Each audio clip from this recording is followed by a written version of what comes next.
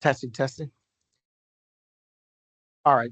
Good evening, everybody. I want to welcome you all to the East Tampa Community Redevelopment Area Community Advisory Committee meeting for September 3rd, 2024. Apologize for our delayed starting, but we were waiting to see if we could get quorum, and unfortunately, we do not have quorum tonight. So, what we'll be doing is going through all of our agenda items that do not require an actual decision, and we'll postpone the things that we have to decide until to the next meeting. Okay. With that being said, let's quickly do a roll call. Uh,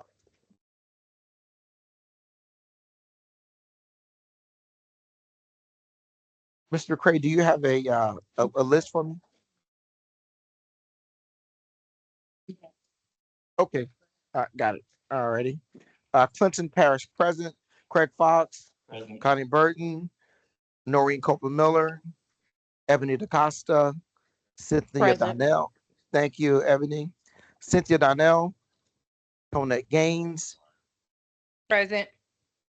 Good evening, Ms. Gaines.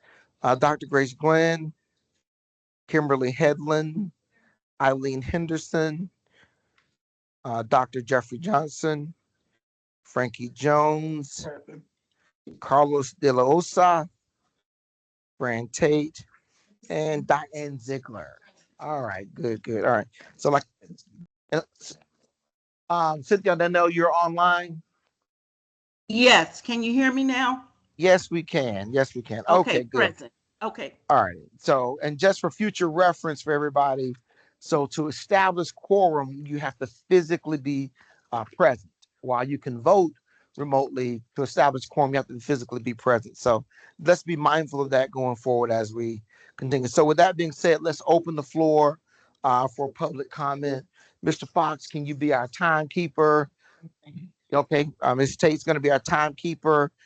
You will have 3 minutes to speak. So if there's anyone in our audience who'd like to give a comment regarding anything related to the CRA or anything on our agenda that you're aware of, please come forward, state your name, and we will go ahead and listen to your comments. Any public comments? No public comments? Okay.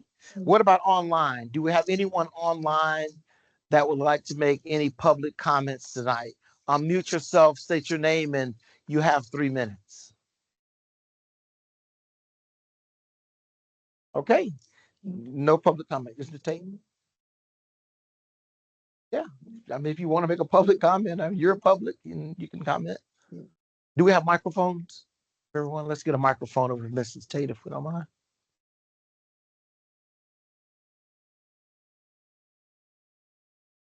Thank you very much. I'm Fran Tate, Jackson Heights Neighborhood Association. I see on the agenda, one of the presentations is CRA Public Art Process by Corey Robinson, Arts and Cultural Project Coordinator. I'm setting my timer. I just wanted to, I researched how public art benefits a community because I just want to let everybody know my stance on the public art. And I am referring to any public art within East Tampa with the emphasis on the roundabouts. Public art reflects a community and its surroundings, working to cultivate a cultural identity by setting a community apart and attracting people to its uniqueness. Artwork helps express the community's values and creates an elevated sense of awareness for community members and visitors. It affects a community culturally through cultural identity. Public art can help establish and reinforce a community's identity and culture. It offers a sense of belonging. Public art can help people feel a sense of belonging and pride in their community. It offers a quality of life in which it can improve the quality of life for residents and visitors. There's inclusion. Public art can be more accessible than art in museums and galleries, allowing marginalized communities to express their culture. It offers revitalization to a community, helps to revitalize places that are experiencing disinvestment or blight.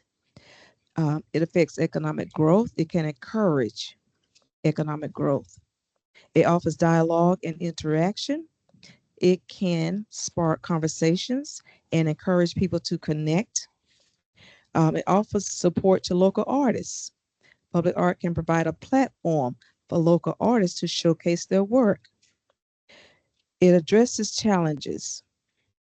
Public art can be used to address challenges that a city is facing, such as transportation issues and safe streets. So I just wanted to share my research with the board members as far as public art. Thank you. Thank you very much. Appreciate that. All right. So we're going to dispense with on the agenda. There are two action items. We'll dispense with those, which are approval of the October 3rd minutes. And then it says October 3rd and June 24th minutes. And then 4703 North 19th Street, the Palafox properties, and move on into presentations. And for that, I'll turn it over to Mr. McCray. Good evening, members of the East Tampa CAC and community. Cedric McCray, East Tampa CRA manager, acting director. I want to just bring to your attention, Mr. Evan Johnson. As you know, we did have a community visiting and listening session back in April related to the Faith Baptist Church, which is located on the corner of 12th and Osborne. But there was surveys, and we did hold a meeting on a Saturday to solicit feedback and input from members of the East Tampa community, and was fairly well attended. And Mr. Johnson is going to just come before you to provide an update on the information that was shared, and we'll go from there. Thank you.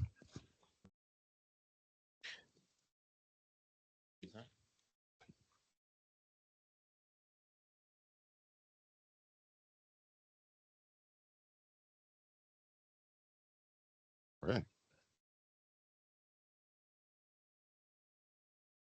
Thank you very much, Evan Johnson, City Planning. And yeah, I've got some intro slides for those of you. I wasn't sure how big of a room we'd have tonight, so I can blow through those pretty quickly as just to give you a refresher as to how we got to where we are. Hold on, you got it. There we go. Talk a little bit about the background, our public involvement in process to this point, and I've got a couple of concepts to walk you through as well.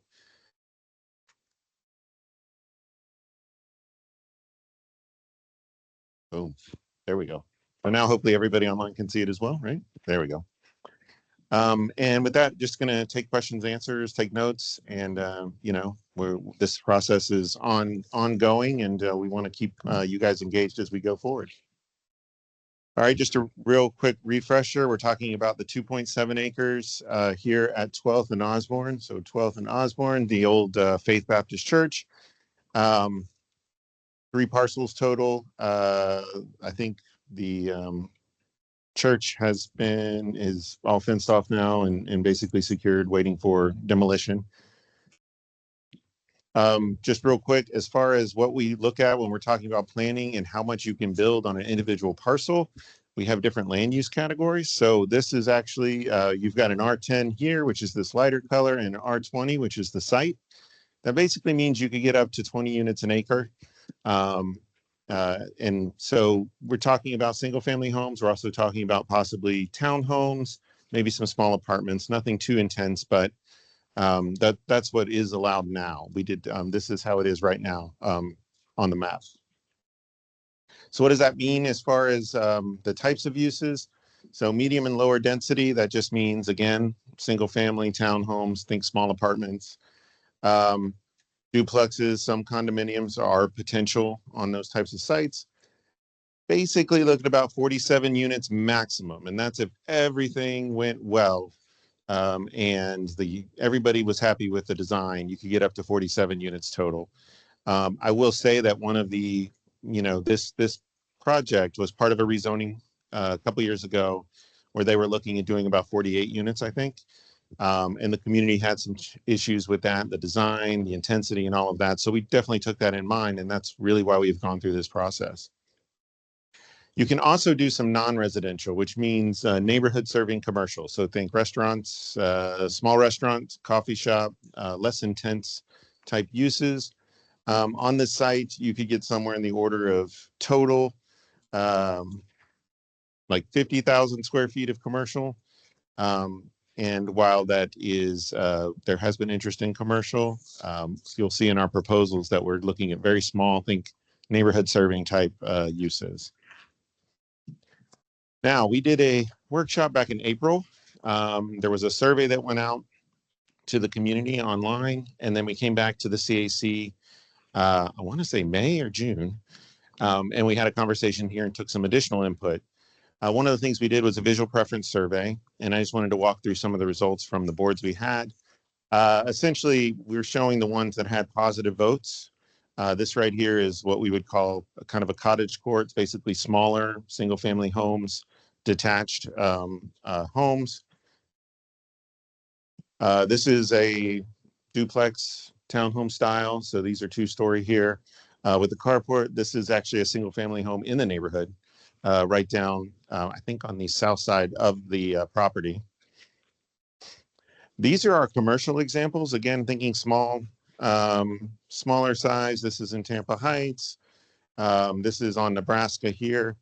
But you can see kind of corner store designs. For the most part, this was the only one that had 4 votes for it, 4 votes against it. Everything else was generally positively received. So we just left them all as possible examples. The other piece of it was a discussion about open space and what this is as part of the development. Could we have some open space? Could we have some a dog park? Could it be just a passive trail around the property, something like that? So there was, for this passive recreation, there was some support. That's a small playground there in the corner. This is just showing what a good streetscape looks like. So nice sized sidewalk, trees providing shade, and you've got a stormwater solution here that's kind of a natural vegetated stormwater solution. And I was never a huge fan of this image, but I'll explain what it means again. But generally speaking, things to improve walking, pedestrian safety. Like if you're walking around the neighborhood, we got better crosswalks, we've got bike lanes, we've got those types of facilities. How are we going to slow traffic down? That's really what that one meant. And during the workshop, it did get a lot of support. So this was kind of a breakdown of what we heard from the community, and we talked about this at the last CAC meeting. Generally speaking, nobody was really looking to keep the existing structures. A mix of residential types, but there was a lot of concern about density intensity and making sure that it fits in the neighborhood. So we want to make sure that it has a general look and feel of the neighborhood around it. All the changes, any changes proposed with the new project, there was a lot of support for making sure that we slow traffic down, that we make it safer for people to walk through the neighborhood, whether that be through new sidewalks, crosswalks, etc. There generally the recreation here and small retail, both were, there was a desire from the folks who took the survey and came to the meetings for both to support. And, you know, we've done our best to kind of integrate some ideas and the concepts I'll show you. And of course, not surprisingly, what is the concern is always, how is this going to affect my property values for those around the neighborhood and so forth, which completely understandable with any development happening near you. As I mentioned during our last CAC meeting, we've done 3 concepts. And so this was our direction moving forward. We had a single family concept, which would just be regular single family homes proposed with what accessory dwelling units, which are allowed in this neighborhood.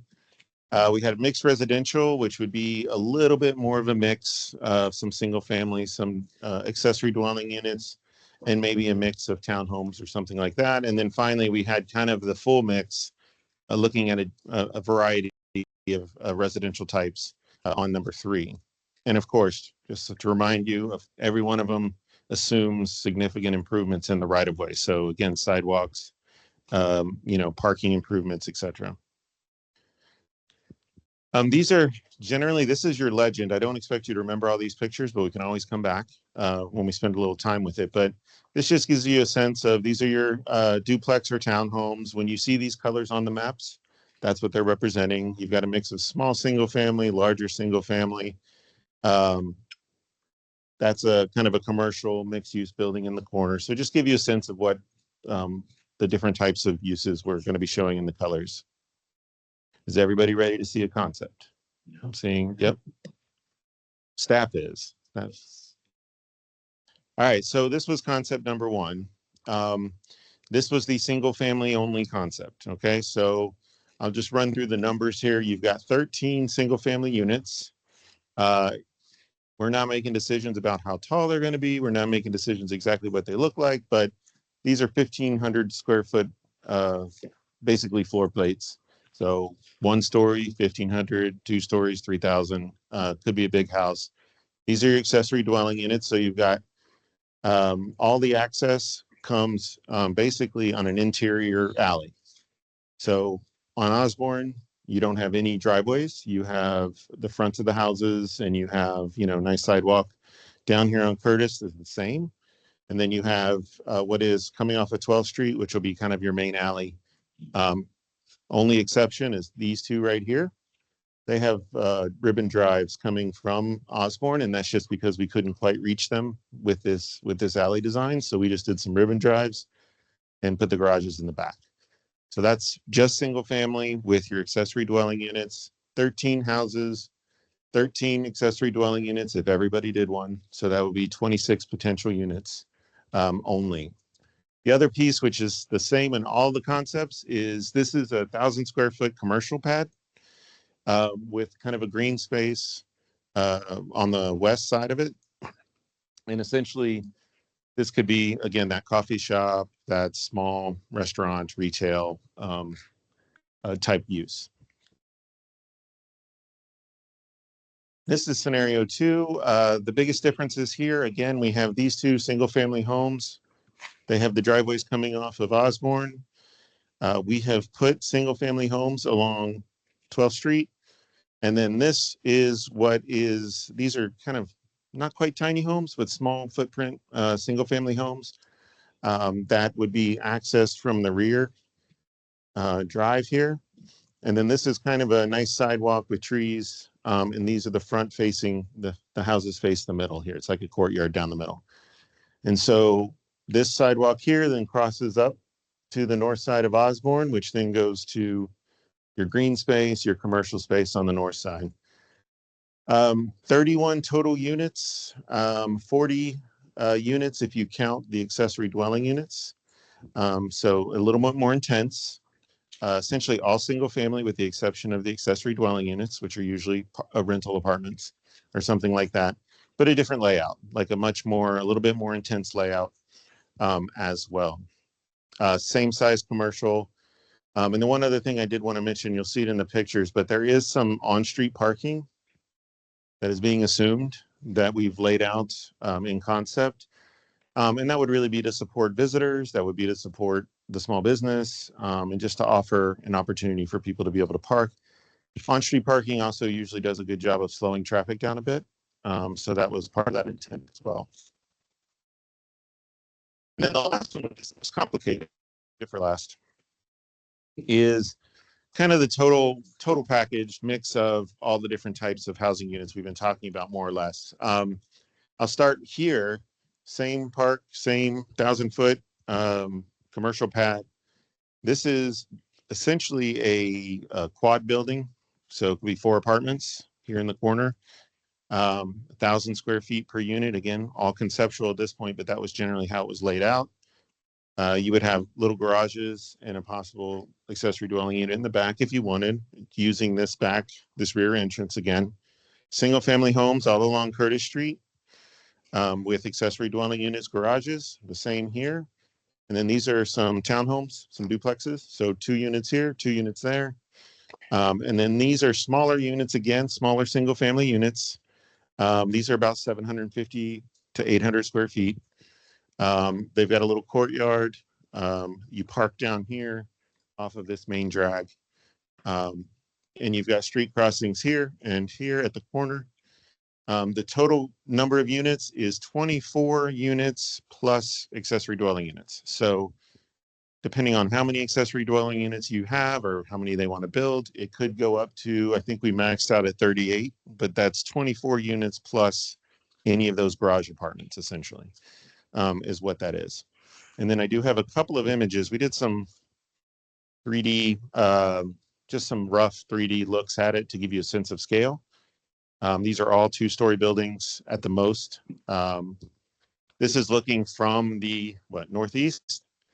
So this is that quad building with the 4 apartments. This is just what your commercial building could look like with your little open park space up here. You can see like you've got the smaller single family here. Those are duplexes. And these are generally what your accessory dwelling units over a garage looks like there. That just gives you a sense of what the scale of these different properties would be. Again, nothing would be going over the 35 feet, which is the current max height. But all of these are going to be 2 stories or less. This is just one more look again from the northwest, just to give you a little bit more sense of this park area here. Yeah, just a little bit different look of the property here. I will say that we have some kind of ground level images of this too, but this is a nice green courtyard is really what we're trying to show here. So you've got your little single family homes and a kind of a courtyard space there as well. Oh, that was it. I meant to have a next step slide and I apologize for that. So our next steps is I want to talk a little bit more about the concepts tonight, of course. Ultimately, based on comments we receive, we may do refinements to the plans. We may move forward. I want to hear what your preferred plan is. And we want to bring these back to the public in a workshop. I think we're shooting for the fall at this point, and that was kind of the original schedule as well, to basically come back in this room, do more of a public workshop, have people come in, provide comments, and then eventually it'll be going to the CRA board for their review and discussion as well. But ultimately, as I mentioned the first time, or the other times when we've been here, our goal here is to really try to create some concepts that the community can buy in on. So that when we do go out for an RFP, when we do look for a developer partner, it's very clear of what we want, what the community wants to see. That generally this is kind of the look, the feel, whatever. So because our RFP, it's really our opportunity to tell potential developers what we want as a community, what we want as a city, what we want as a community. So we're trying to create some imagery to show that, but as well, writing up project descriptions, et cetera. That'll all be part of what we want to do with this. Mr. Greg. Yeah, let's go ahead and open the floor for comments and we'll just go around. Go spots. Another microphone. Yeah. Thanks so much for the presentation. Presentation I'm looking at it right now. I was wondering, so for can we go back to the, sorry. Could we, yeah. I was wondering, yeah, and could we share the screen again so they could, yeah, no worries. Appreciate it.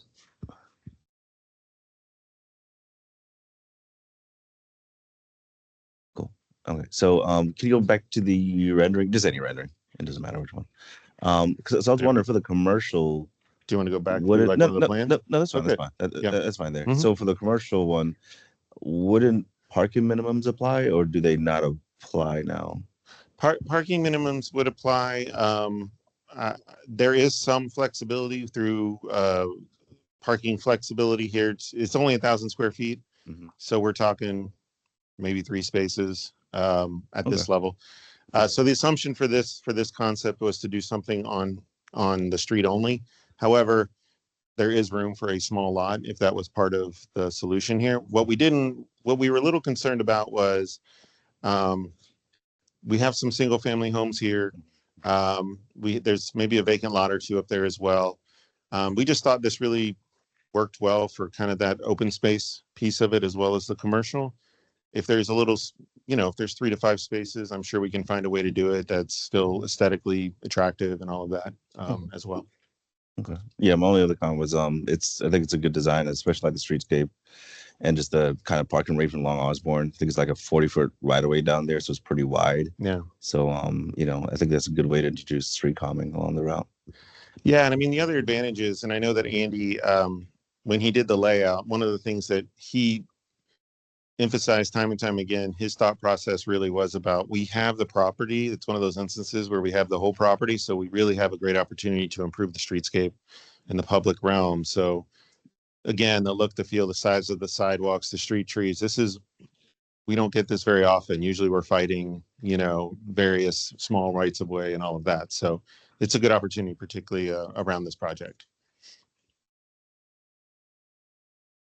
And last comment, personally, I think the mix of the different units is probably a good way to handle it, because I know, yeah, the local residents definitely felt pretty strongly about the previous idea. So I think this is probably a good way to address all, all the needs. No, I appreciate that. And I would say that, one of the things that we haven't figured out and would require a discussion about the RFP process itself is how many of these units do we want to be set aside for affordable? So ultimately, like when you look at our single family only concept, it becomes a lot more expensive to make a large single family home affordable because it's a more expensive building. It's bigger, it's got more square footage. So we believe that, showing a mix of different types, really trying to get some of that missing middle, those small apartments, duplexes, and single family provides a really good opportunity to build something that feels like the neighborhood, but also provides a mix of housing types, which I think is going to be really help providing the price points we want. Okay, thank you. Thank you so very much for your presentation. I thought it was really good and really thorough. I can appreciate the mixed residential, different houses, the smaller houses versus, the larger ones, the size of them and everything. So I definitely would support something like that.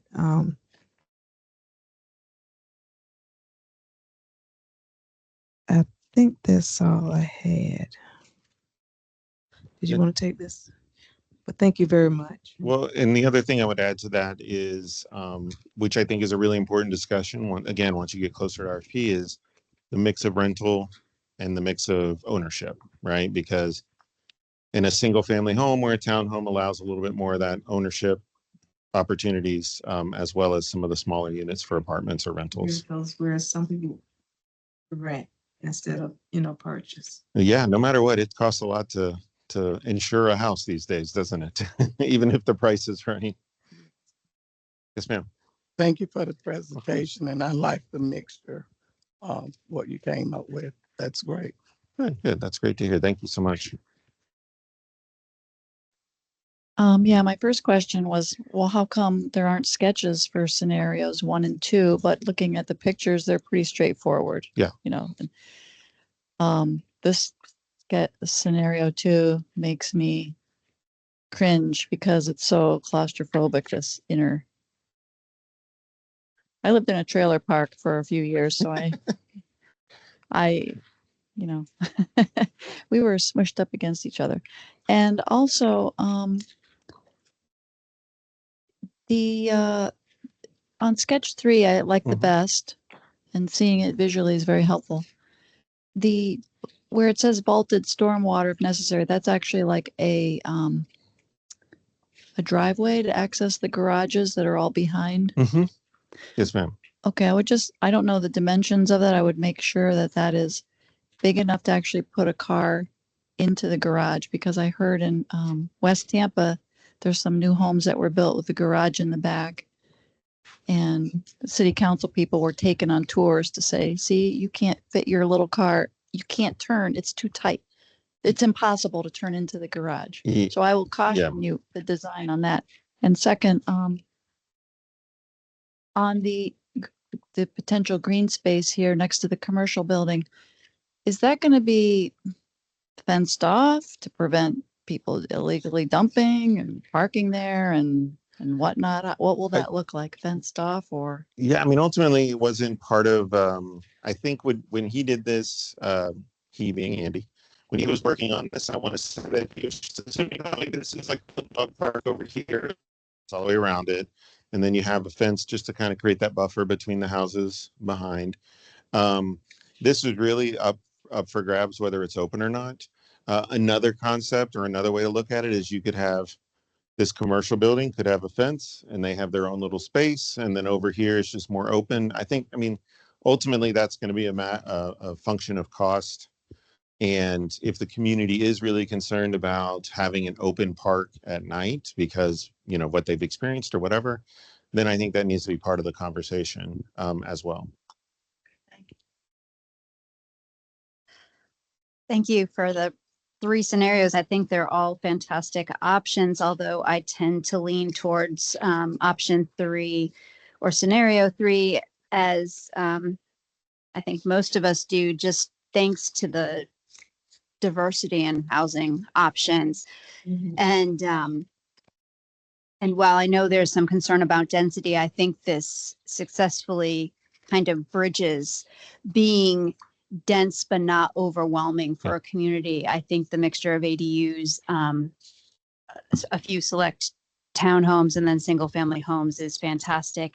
My question is really probably more for Cedric regarding kind of next steps forward. And then does this become the basis of a design criteria package that then gets put out for developers? Or is this something that, I guess does this become a design criteria package is the first big question. I mean, I think the intent and the conversations that Cedric and I have had is that ultimately, yeah, this would be part of a RFP where, again, to your point, the design criteria, it's like, we're not telling you exactly what the mix is. We're not telling you, but what we are telling you is, because the one thing we don't know, this is all conceptual.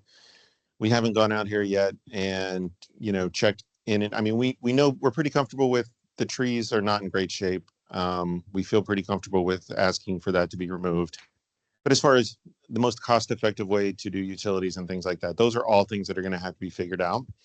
But what we do want to say is we do want this type of mix of units. We want these typologies to be mixed in, and we're looking for probably a max density.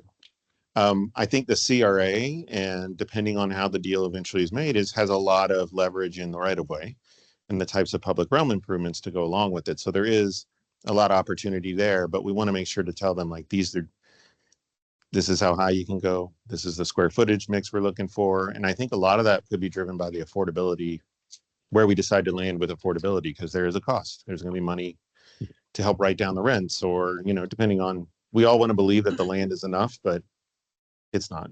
It won't be, not for long-term affordability. So Ultimately, I believe it was stated earlier, follow up with a workshop at a later date and time, solicit more feedback, because when we get ready to move forward with the RFP, we want to make sure that we've, you know, got a good sampling of folks that may have a level of interest in it. So not only just Southeast Seminole Heights, but the surrounding communities, the ones that you all represent, being here on the East Tampa CAC. All right.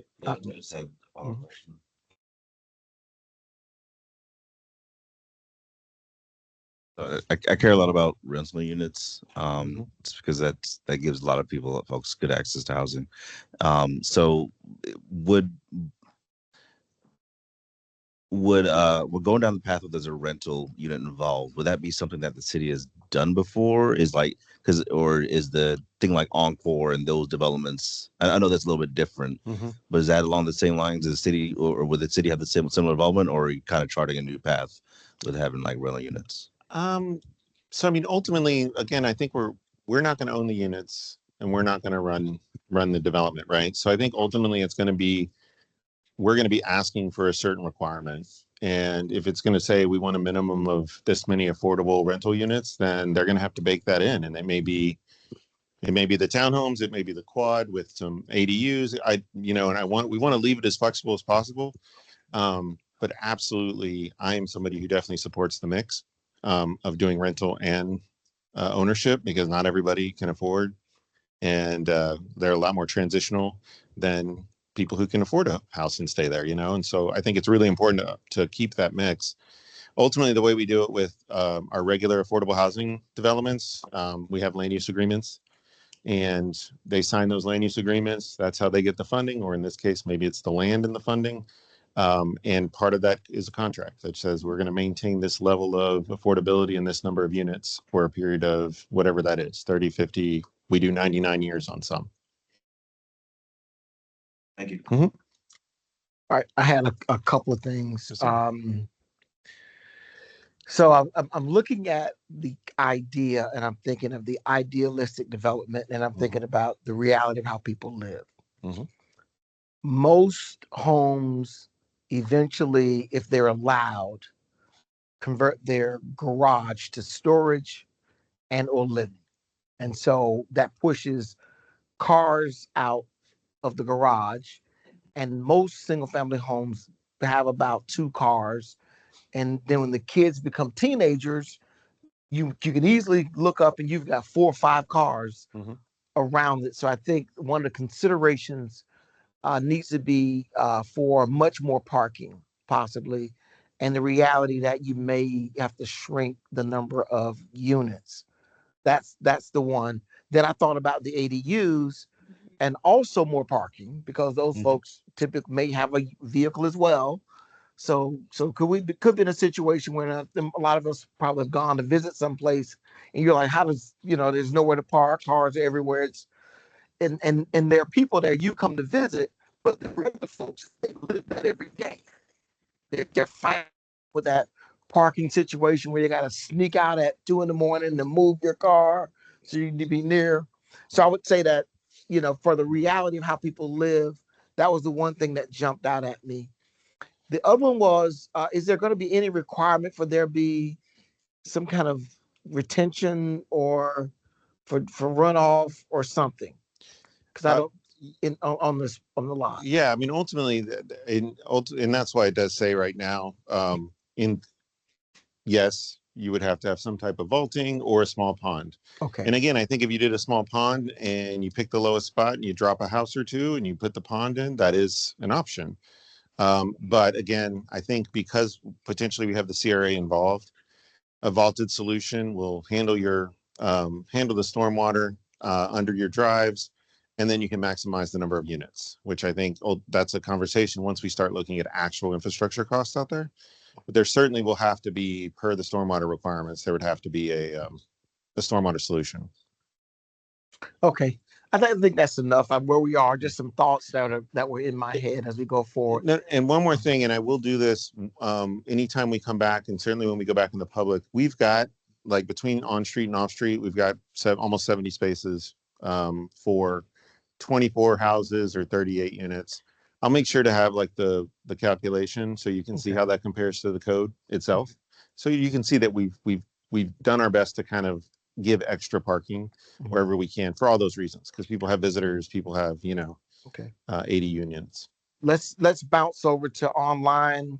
If you have want some questions or thoughts, just unmute yourself and state your name and you can go from there. Hi, this is Cynthia Donnell. Just wanted to comment on the number 3 scenario. I like the mixed use version. In the green space, just a thought for consideration. Will there be a walking trail? Now people are more active. That would be an excellent opportunity to have maybe a trail along the outside of that corridor or that space.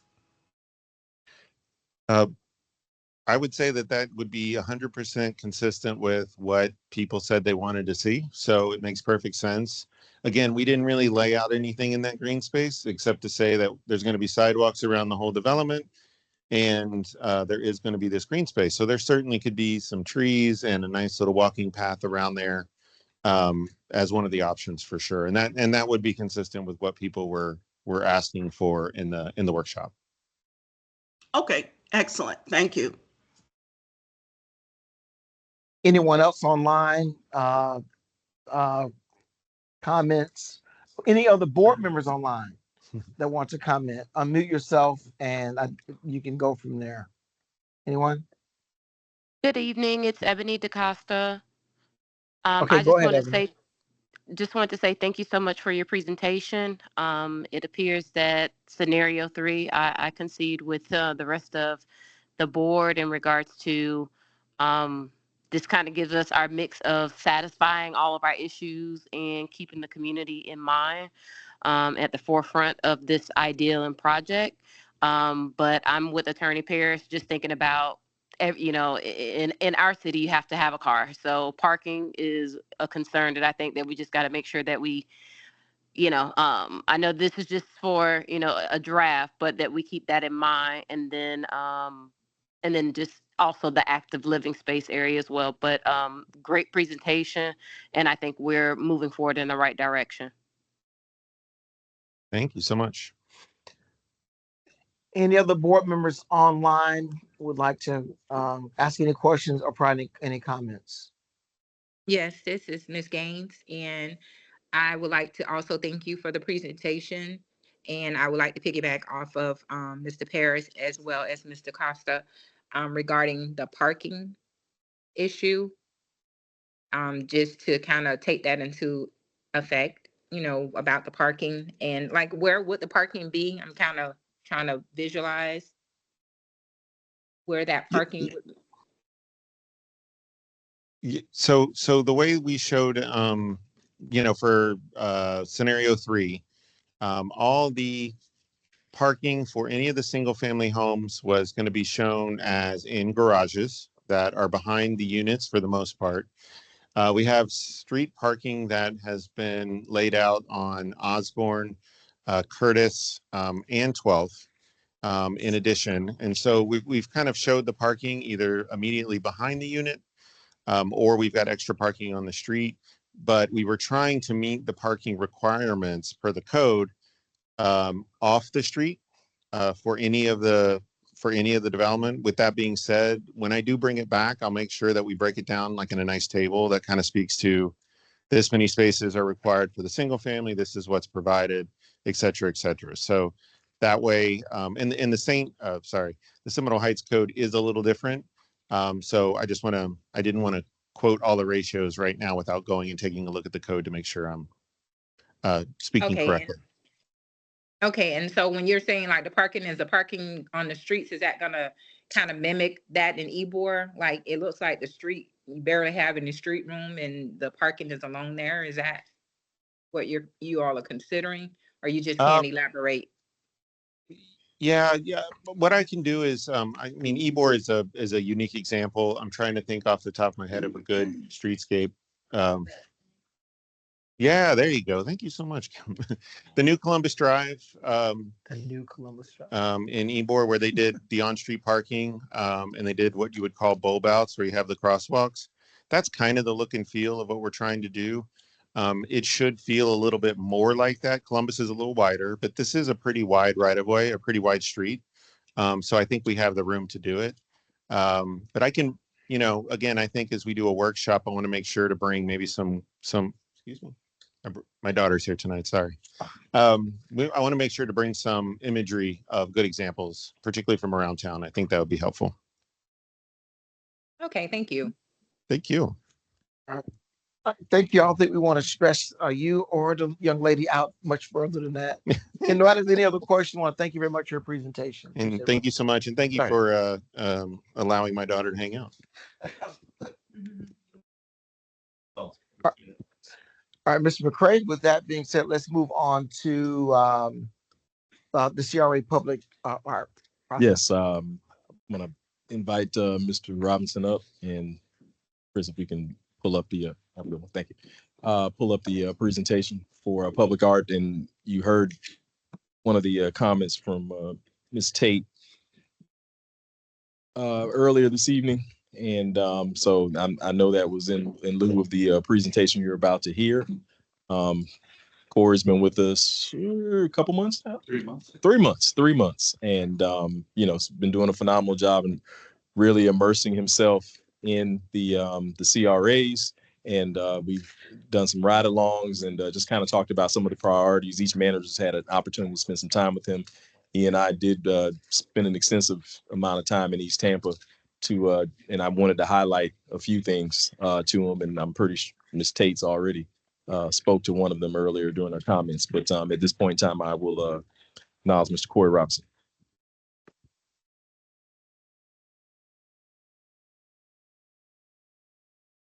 Hi, thank you guys for having me. I made it to the East Tampa CAC, so we're here. I do have some handouts. My handout that I printed off has like a one pager of just like my background on it. So if anyone wants that, I can pass that around too. I have some up here. There's some by the door.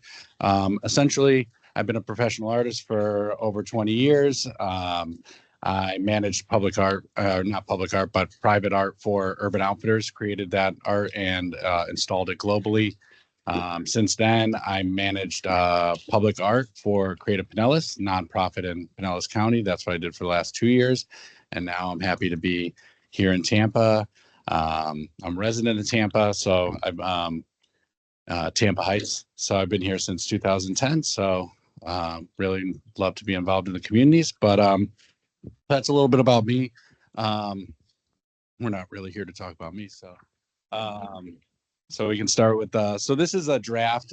This is getting approved completely by legal. So then that's when the draft will come off this process. Essentially, coming into this role, there wasn't a defined process. So some of the project management staff and myself have come up with not that the process wasn't there, but to actually show the process to everyone so everyone it can be as transparent as possible on what's going on with the arts and how we're going to move through it with the CRA. So the first slide, make sure I click it and flip my page. This essentially is an overview of the whole process. May look like a lot. This is kind of like what it's been for a long time, except for now it's out in the open and we can see it on paper here. So this is kind of just a flow chart. Every slide I have is going to go into a little bit of detail on each step. So the first step is CAC and public request art project. So essentially the request will come from a community member, organization, CAC member, and that will go to the CRA manager. Once the request is given to the CRA manager,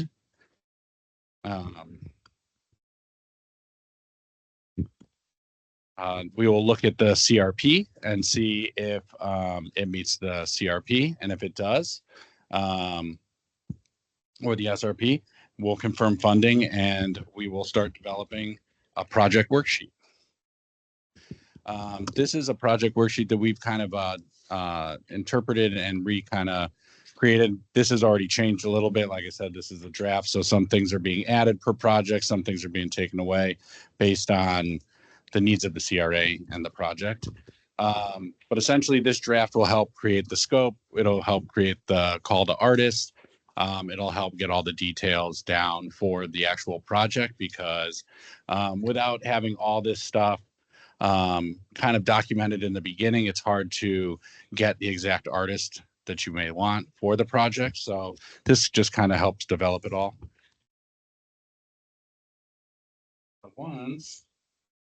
Once it moves from to step 3, this is the step essentially where it'll either be where we either say no, that it can't be passed through because it doesn't meet the CRP, or there's not funding for it, or it meets the CRP and it gets then it'll be reported to the CAC that it meets it, and we can start moving along on the project. Step 4, CAC public request for art project. This includes a listening and input community meeting. We'll put out a survey. Every public art that I've ever managed, I always want to put out a survey. The community is the one that's like really the main source. I'm not here to choose your art. I'm only here to manage your art. So I definitely want to hear from all community members every time we put out an art project, because this is y'all's community. So we'll then come to the CAC and recommendation for funding. And I'll start coordinating with all the internal departments, whether it's parks or parking or mobility. And then we'll build an art selection committee. This is where it gets a little bit different than the city. They use mostly the public art committee. This committee for the CRA will consist of the City of Tampa Owners Department rep, whether that's parking or mobility, et cetera. A CAC rep that'll be determined by the CAC, a public arts committee rep that we will either rotate or based on their art specialties, maybe they're the best suited for the project, and of course their scheduling as well. A visual arts expert, which I will provide, and a community representative that also the CAC will provide to be on this committee. So during this step, I'll go over the worksheet with the CAC. We'll obtain funding info from the CRA manager. We'll schedule internal review meetings and the art selection committee meetings. Step 5, the arts PC will develop the timeline, develop the scope, develops the call for artists. Typical call for artists would run 6 weeks minimum. Usually that's like the kind of like the golden time that it'll take to get artists applying. And I'll start scheduling the selection meetings. There's different ways we can go about the call to artists too. It can be an invitational where we email directly to artists that people have recommended to get them to apply. It can be like a hybrid where we put out a call out on our website and through Cafe. This website we use called Cafe. It can be just an invitational, can just be a call. It can be a hybrid of both. So there's like some ways to kind of get but that would be determined by the CAC too. So the next page is just like kind of what the call of artist generally includes. And that's where like we really rely on that project worksheet to get all the details to write the call. Because the more detailed the call can be when we put it out, the better chances of getting the artist that you want for the project. It's like applying for any other job. You want to know what you're getting yourself into before you start applying.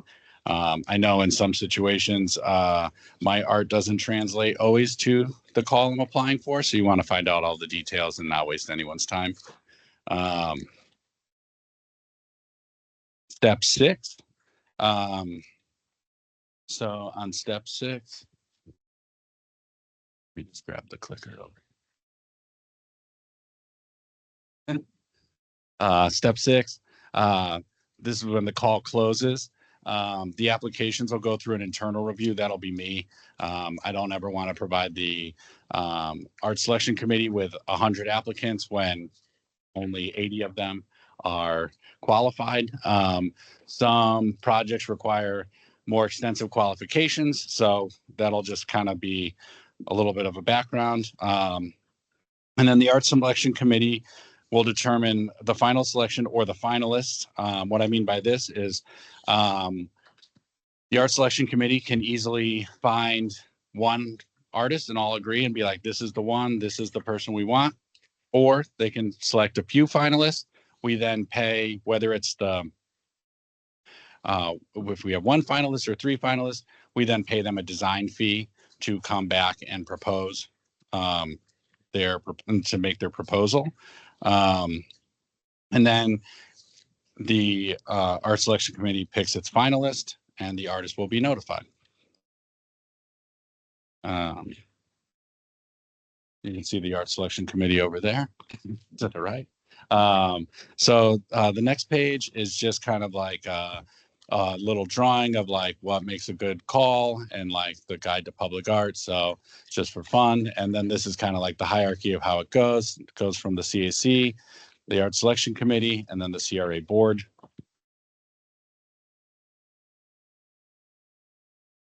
Step 7. Arts PC report selection to the CAC. So that's when I'll come back. I'll say, hey, this is the finalist. And it's reported to the CAC, CRA board. We start contract development and approval. That's an internal process. Sometimes can take a little bit to get the contract all set up. And then we'll go into implementation. And step 8, I'll work with the artist for scheduling, project completion, shipping, delivery, etc. We'll do a dedicated planning, ribbon cutting or something like that. Closeout items if the art goes into the city's inventory, that'll be done at that time. But the best part is that the art is out in the community and everyone can celebrate how wonderful it looks. And that's really the end goal. So, you guys have any questions about the process? Do those before I jump into something else. I'm just ready, set, go. Okay. Thank you so very much for your presentation. I thought that was very straightforward. No misunderstanding the steps. We've been talking about this for years prior to COVID. Then when COVID hit, we kind of backed away, and then we have picked it back up. And I'm sort of just like ready, set, go. Yeah, that's great. I've been kind of doing a little bit of a deep dive into the project list, and I know that the roundabouts are on it. I do have a little bit of a. I can talk them. Okay, I don't know if we have enough time.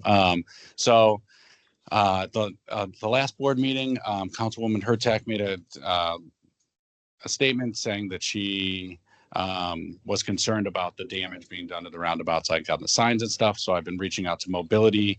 They have, since the roundabouts have started years ago, they've definitely been shrinking the signs in on the roundabouts, which and there's been like, the roundabouts are essentially designed so larger vehicles can pass onto the brick space, you know, it's like the gradient curve and everything curb.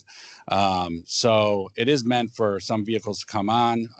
With that being said, there's just been a numerous amount of trucks and buses and stuff taking the signs down. So the sign department keeps moving the signs in, which is closing in the space of options for how big the sculpture can be.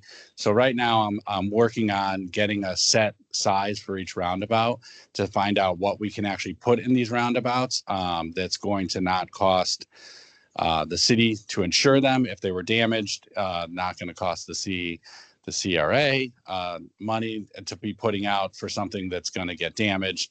So the project is going forward. We just got to maybe change like the idea of what's going to go in the center. But I want to let you guys know I'm working on it, and I should be reporting back soon, like hopefully in the next couple meetings, to have a definitive plan of action and kind of present some options on what we can fit into that space. And seeing that all three of them are different sizes, all three of them are different neighborhoods, maybe we look into having a little bit of a listening session on how we want to move forward with that. If we want, different artists for each thing, if we want, or for each roundabout, there's a lot of things that we can kind of discuss to make all the community happy and kind of get these projects rolled out and kind of represent East Tampa in each one of these roundabouts, in conjunction with keeping everyone safe and the art safe as well. So thank you for the presentation. I heard it was mentioned, well, I think I saw it was mentioned that there's a CRA criteria. So is that just as far as like the type of art that the community wants there, or is there a set criteria that art has to meet? So it definitely what the community is looking for, like what they're, if there's a theme, if we're trying to get, that's going to be something that the CAC, we can all work together and do a listening session on how to come to find out what the style of art is, what the theme of it is, what each roundabout may be able to hold or whatever. The CRA process, the CRA board is, they're going to have to approve the funding and everything like that. So this is just the process for the CRA's public art, like curating any art in the CRA, like from request to finalization. But and so it just differs from the city process a little bit. Hopefully I answered that. Thanks. But yeah, the main focus is the community is, y'all are going to facilitate what art goes in your community. I'm just here to help get it done. Okay. A couple of questions. Could we go back to the presentation if we could? It's click back. Let's see. Right there's fine. Let's go to the decision making list. Yep. There's like a 3 steps, I thought. What number is that? This one here, Okay. the last one. I think that's the last one. Okay, so couple of things that jumped out at me. This art selection committee, Yes. that seems new. Yes. Okay, and that was created by the CRA board. This was created internally for like the CRA to use, but it is going to legal to make sure that we're in compliance with all city. For the art selection committee. Yes. Okay, because as you can see, just the visual, we've got a new group between this committee Yes. and the CRA board, which is a very big deviation from in the past. So we're now recommending to the art selection committee, who then recommends to the CRA board. You are. So the art selection committee will be made up of a CAC representative that you would all appoint, and that can rotate. That can be the same person every time. So they're representing the entire board for the art selection process. And then also you'll be appointing a community rep too, someone in the community for the roundabouts. If we had to do something like each roundabout has a different community rep for each one of those neighborhoods, then we can do that as well.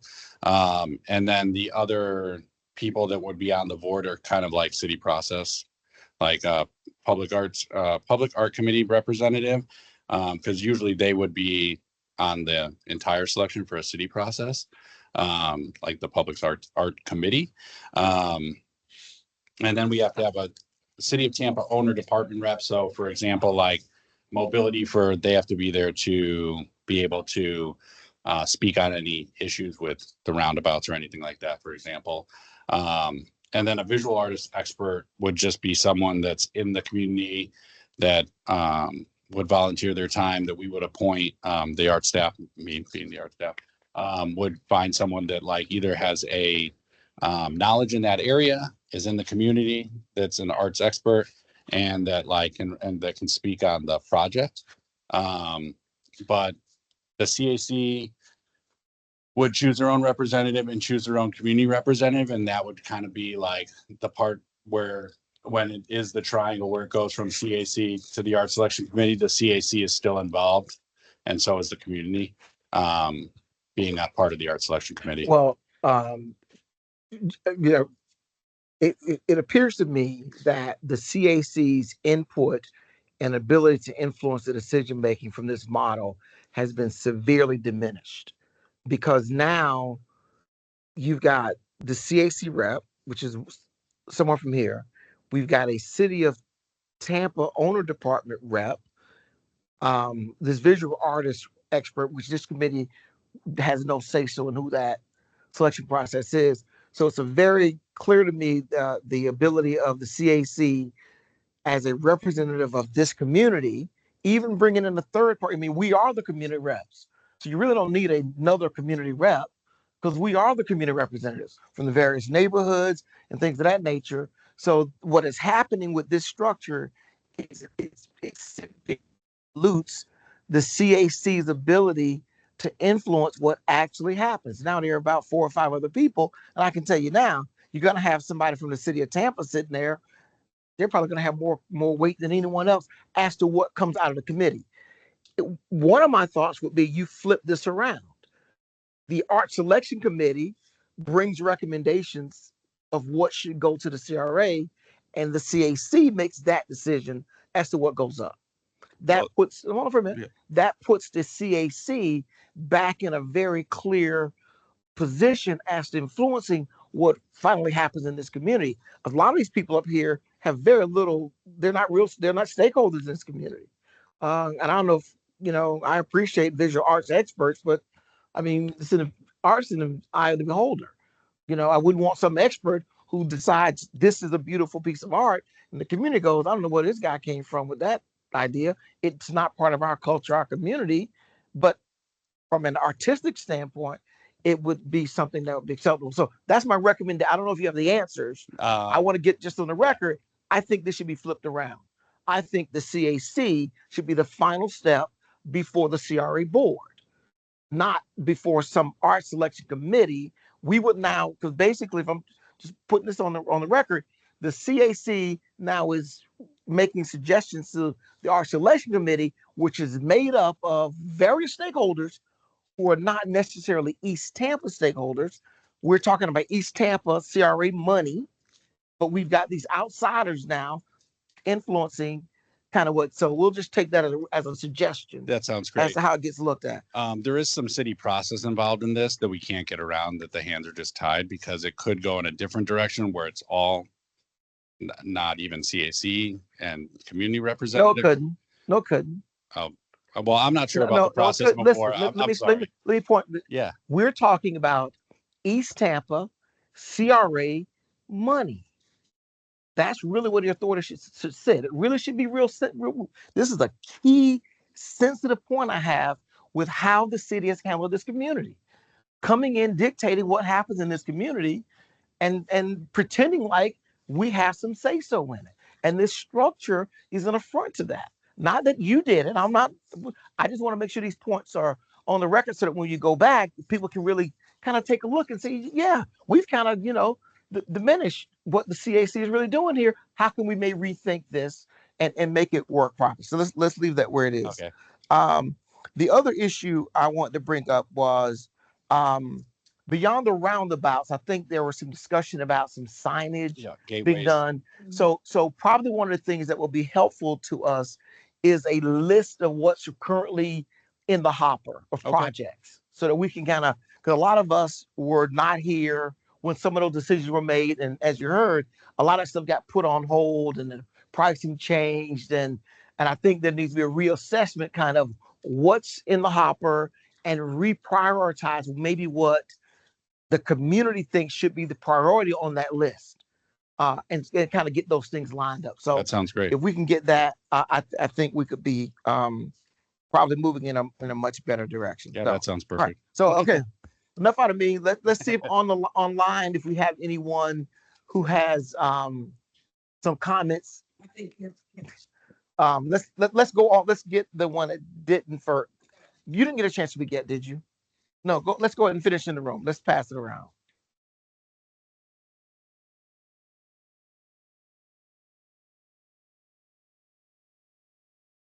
I just wanted to point out that I think the arts projects that were kind of in the hopper, so to speak, since at least it looks like these are from 2019-ish.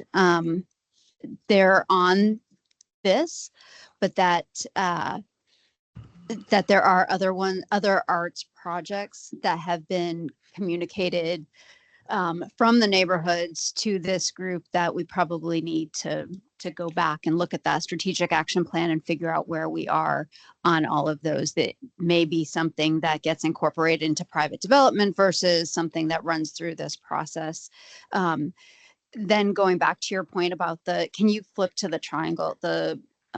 Yeah, I think it's great that it starts with the CAC, but I think having that art selection committee, to your point, just come back and report back and communicate with the CAC before it goes to the CRA board, Of course. would go a long way in terms of, the collaborative spirit of a community-based art installation, especially when it comes from CRA expenditure. So if that, I think it's an easy ask. And I just kind of wanted to reiterate how important I think it is for the community to be able to have that input. That sounds great. Yes, Corey, I think that kind of to your point, Clinton, I know that there's a lot of members on the committee who are not residents of East Tampa at all. So to even say a CAC member represents the community, maybe. So I know that like you said, that the desire, or not the desire, the image of what you think represents good art, so varied and so vast. I have expressed interest to city council before that I had heard people had expressed that the roundabouts were made too tight. They were too small. Trucks are driving, big long trucks are crossing over the the circle, and so I can see Lynn Hertak's uh, concern that any art could get damaged. The money would be, and I know that there's a lot of what do you call it? Like contracts for the artists. Like they have to maintain the art for so many years. Art has to be maintained. It can't just be put up and that's the end of it. Maybe it has to be cleaned. Maybe it has to be whatever. There's a lot, right? There's a lot that that's goes beyond what we really know. So I don't know. I think I think having the flow chart like this is helpful. It's still going to be a long process, and I liked what Kim said about looking at what the other choices might be of if it isn't a roundabout, where could we put art? I don't know. Maybe near a stormwater, um, maybe a gateway kind of entranceway. Like I know the Edge District in St. Pete has there's a bunch of murals over there I've seen that I liked. I don't know what the exact areas in St. Pete. And so I think it's good to just be open to like, where could we put the art? What kind of art? Is it a private uh, installation? Is it the public installation or what? Yep. And I think that's great. And we can come back and I can come back and have a listening session. We can, I only have access to the list that was given to me when I came on board for the East Tampa. So if there's more projects that have been brought up in meetings, I would love to like come and hear about them. And like maybe the priority isn't the roundabouts. Maybe it's something else. Maybe it's, I'm not saying that it is. I'm just saying that like there's definitely, we can have this discussion further and kind of I'll take everything into consideration and kind of report back on what I found out, and we can go from there. But I think So all this is great. Yeah. Real quick, let's go online. If there are any board members online that have any comments or any questions, just unmute yourself and state your name. We'll go from there. Hi, Clinton. This is Cynthia Donnell. Regarding the art, I agree with Clinton that maybe more people on the board should be involved with the final selection of the art before it goes to the CRA, or incorporate those additional people into what the CAC is doing and what the community desires. The other item is making a request to obtain what type of art requests we've had in the past, because I'm not sure if we have a list.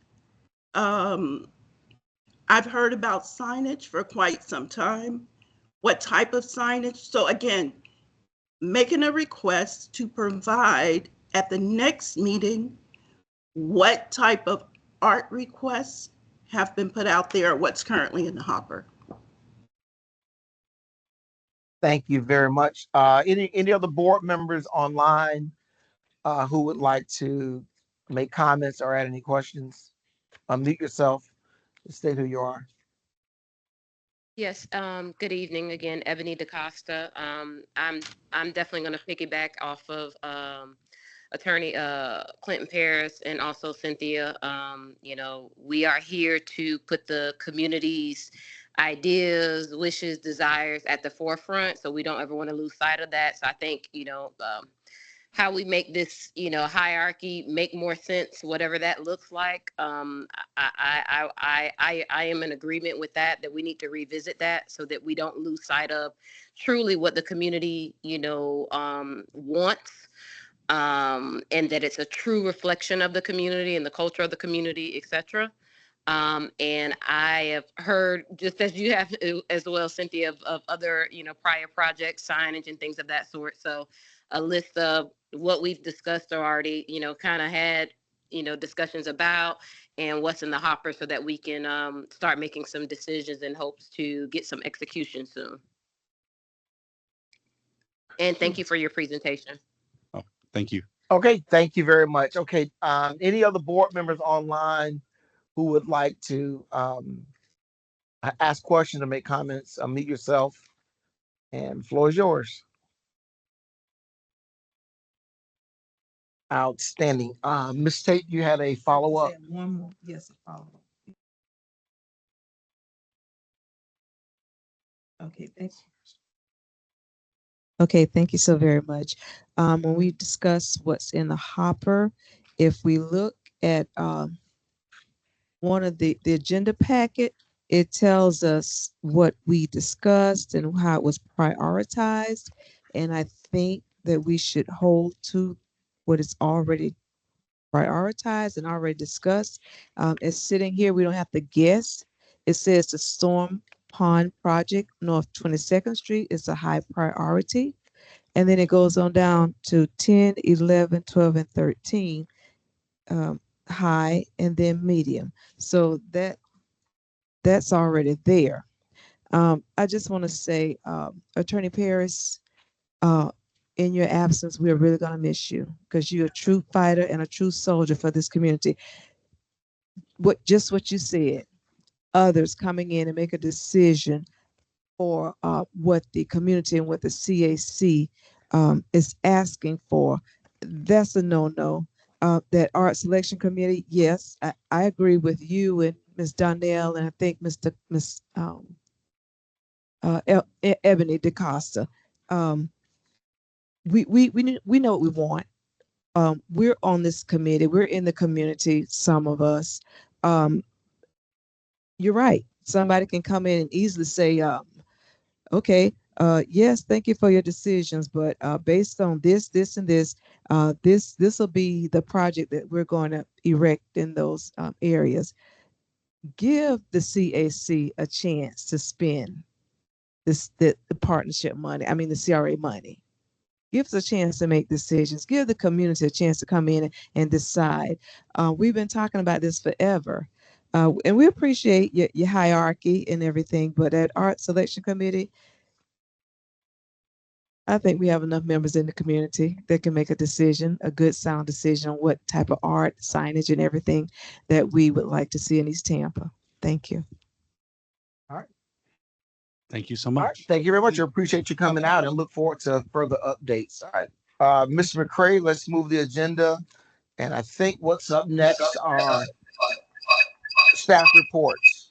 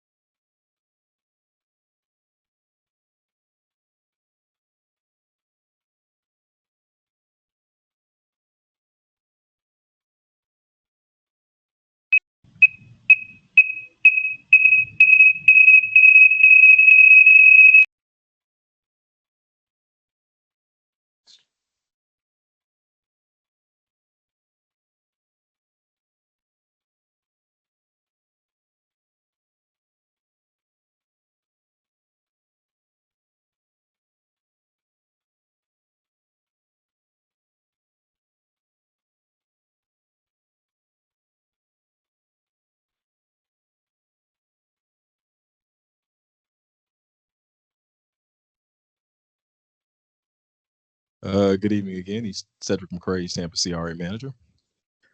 Just to follow up,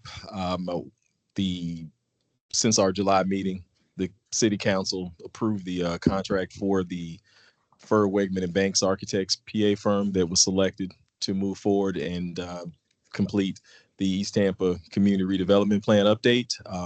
They are tentatively scheduled to be here at the East Tampa CAC meeting on November 5th. And that approval was by the city council on July 18th. One of the things that we have done across all the CRAs and wanted to bring to your attention, and I'll email the PowerPoint out to you, but we now have the capability to upload our meetings to YouTube, and there is a YouTube channel specifically for Tampa CRAs, and you can find all of the CAC meetings for all of the CRAs on that channel. So, and normally we upload those by the close of business at the end of the week. So this Friday, this meeting would be uploaded to the YouTube channel. We have Ms. Dorton and our admin staff is taking that on and that responsibility to upload those. And so I know that there are folks that like to go back and look at the meetings, and it had been cumbersome previously, but that is something new that I wanted to share with you all. Any questions on that? Okay. All righty. These are the numbers from that you saw in June. No updates. I think we may have done maybe 4 or 5 more roofs, but those numbers have not changed. We're waiting for the July update from our budget analyst, and we will have that at your October meeting. There was an item on the approval list of requested approvals, but I know that we had the visioning session and engagement session when you all voted in July to forego the August meeting. That session was held, and the community survey closed on August 22nd, and we'll also schedule a similar follow-up discussion with the East Tampa CAC, very similar to what you saw Mr. Johnson do earlier this evening. And those are the parcels that we either have closed on, have a level of interest, and or are under contract. Any questions? All right. Okay. And closing it out, calendar dates, just a reminder, September 12th, CRA board meeting, and East Tampa is slated to speak again. I believe your chair, Attorney Paris, will be there that morning to address the members of the CRA board.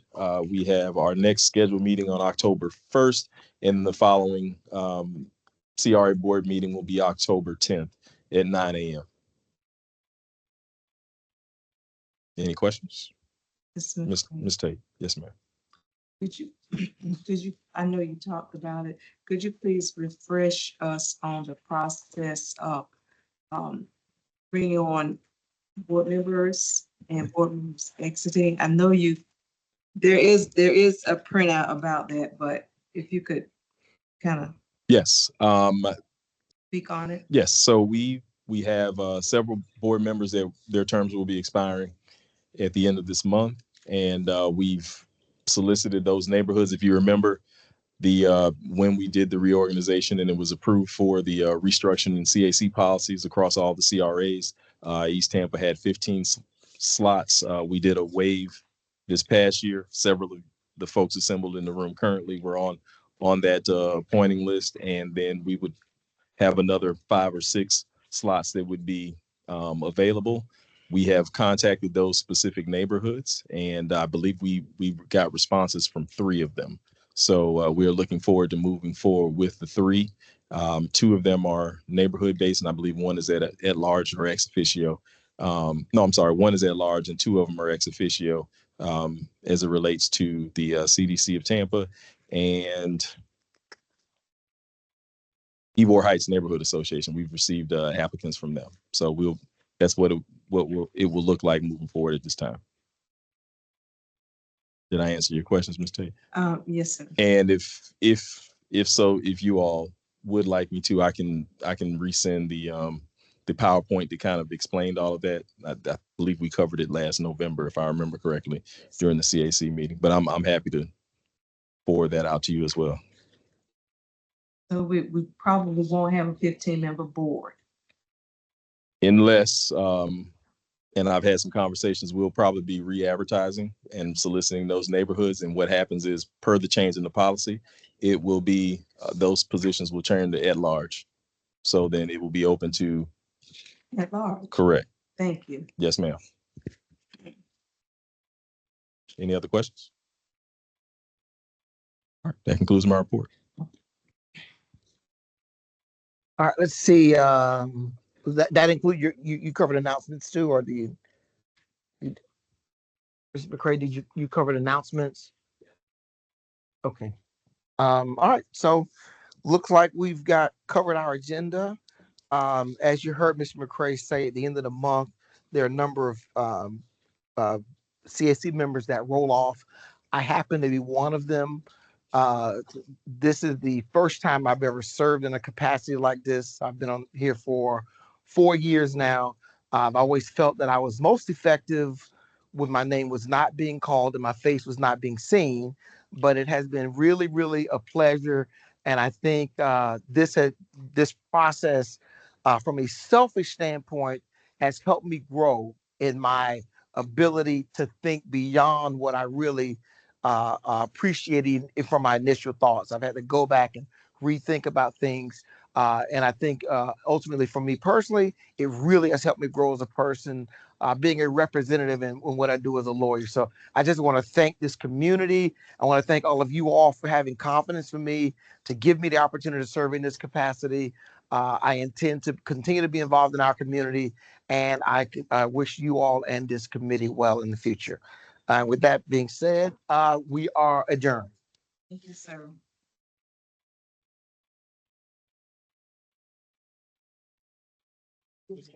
Yeah, thank you, sir.